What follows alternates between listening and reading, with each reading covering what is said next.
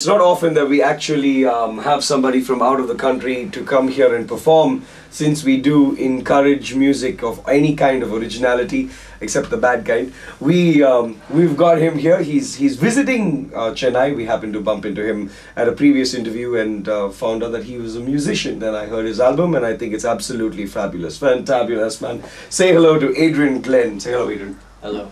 Okay, not you. You're a man of few words. Huh? Am I done? Is that all? Alright, thank you so much for being here. If you could just sign over your rights to the music. So let's start off. I mean, influence of music. We were discussing about this. A lot of oldies, a lot of classics that you've grown up with. So your typical influences would be? Well, stuff that you've heard of here.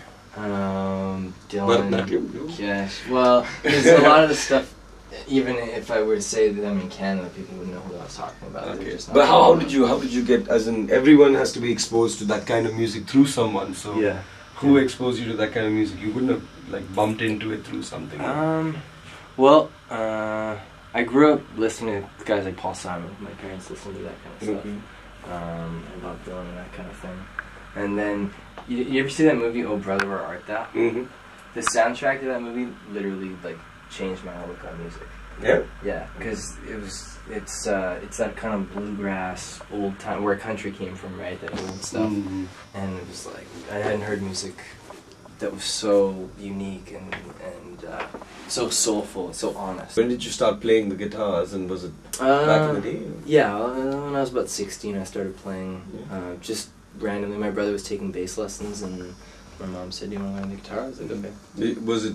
People say that a lot of musicians say that when you start playing the guitar, it's hard work, but it's a very addictive instrument. Yeah, you have to get to the point, because you play a bit of guitar and you can play a few chords, right? Yeah. So you know what it's like. Once you can change through a few chords, then you can start to learn the songs. You know, like I started to learn all the Pearl Jam songs I used to listen to and stuff, and that's when it's like there's no turning back. A lot of my songs are stories. But the thing is that any writer writes a story, and you have to have part of yourself in it, right? And that's the thing that's always the hardest to explain. Is even though Marianne's a story about this kind of crazy, simple sort of guy, it's all, and I wouldn't be able to narrow it down and say like which life experiences fit into that story, but it all, it all pools in. And there are life experiences, right? It all, yeah, of course. I mean, what else can we write from, right? Other than what we've experienced ourselves. I don't know. This is India. We have Bollywood. Hey, this is Adrian Glynn. You're listening to 91.9 FM Indigo, the color of music, my favorite Indian radio station. Messages won't stop. Adrian, it seems that you have amassed a bit of a fan following right here. People are messaging in saying, where can we get that CD from? So we're distributing CDs here. Message in 52919. The track you heard Adrian perform was The Howling and the Moon. And this is the first time in, what, 5 weeks that you're performing live a song? Yeah, I mean, I've done some other radio stuff in other cities, but in terms of, I haven't played a show since I've been here, so I'm kind of missing it. So what are your future plans? Once you go back to Canada, how are you going to promote this album? Well, this is my first real recording, so it's definitely a big promotional thing for me. So sort of start, looking at the record labels and stuff. I've got a great manager and stuff back in Canada, so I think the main plan is just to start playing as many shows as I can for as many people as I can. And just the old-fashioned way, just trying to win fans, basically. You were saying something very interesting about how you can't write your lyrics or type your lyrics out on a keyboard. It's just not inspiring enough for you. Yeah.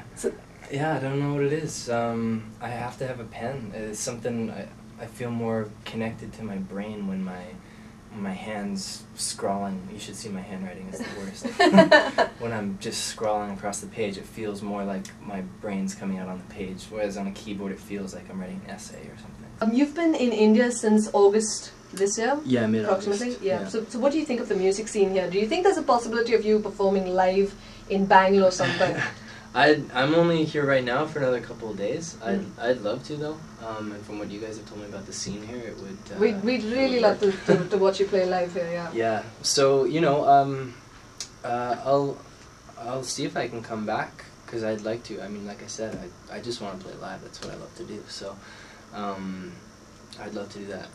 But I mean, the music scene in India, I have to confess I haven't gotten into it as much as I hoped. I actually want to learn to play an Indian instrument if I can. I've been looking at sarod. And what's the little violin one? The sitar? No, not talking sitar. about that one?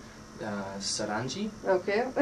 No. You don't know. I'm terrible, I tell you, I'm not a musician. Adrian Glynn, thank you very much for dropping by and chatting with us this afternoon. It's been great meeting you. You too. I'm very proud that I haven't been blubbering through the for the most part of the interview.